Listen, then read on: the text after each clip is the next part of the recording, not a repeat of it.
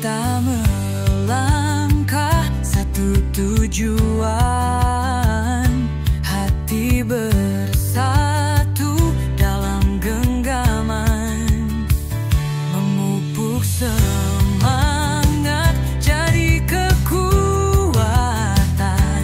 Bersama kita takkan goyah, takkan lupakan, memupuk rasa percaya dan cinta. Hari ni kita dah sampai dekat tempat team building kita, Eagle Ranch Coalition.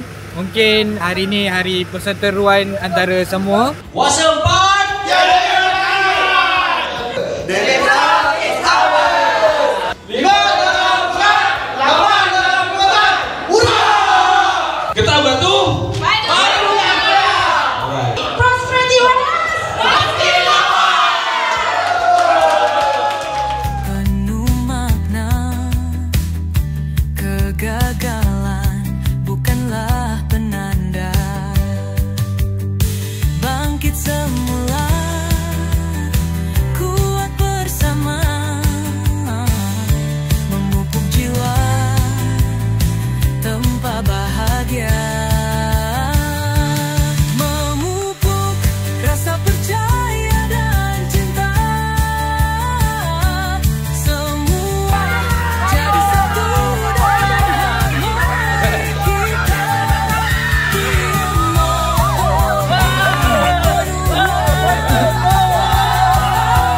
Bersama kita melangkah juara. Tak kira rintangan di hadapan, kita mampu, kita bertahan, memupuk impian jadi kenyataan. Tiada moto terus gemilang,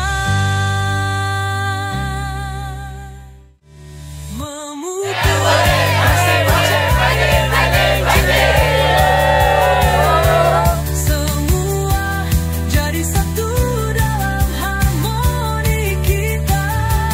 Tiada moto penuh warna. Bersama kita melangkah juara.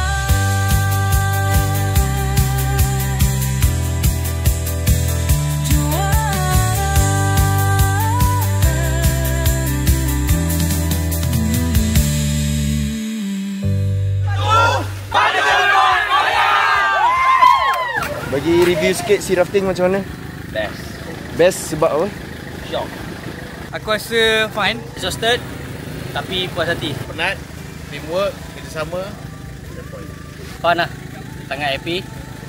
Nampak senang nampak senang tapi susah jugalah. Memang susah kita nak bekerjasama. Hasil daripada kerjasama tu lah satu tim kita jadi mudah. Dia, aku rasa paling lama nak menyiapkan tu lah. Tapi bila dah tu, bila dah masuk laut, kita orang bantai je. Bantai je, janji duduk depan.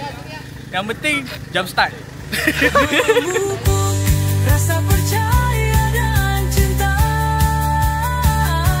Semua jadi satu dalam harmoni kita. Tiada moto penuh warna. Bersama kita melangkah juara.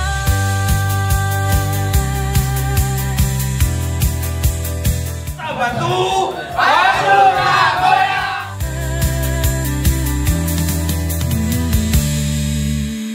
Okay, saya Amirul daripada tim Undisputed. So, 3 perkataan yang menggambarkan hari ni.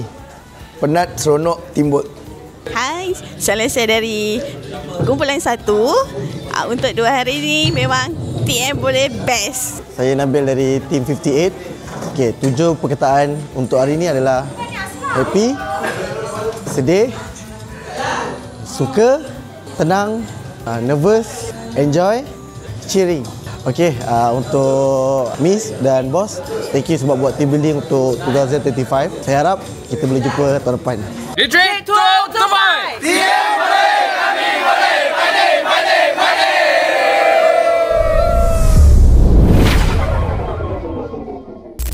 serangkap ponton.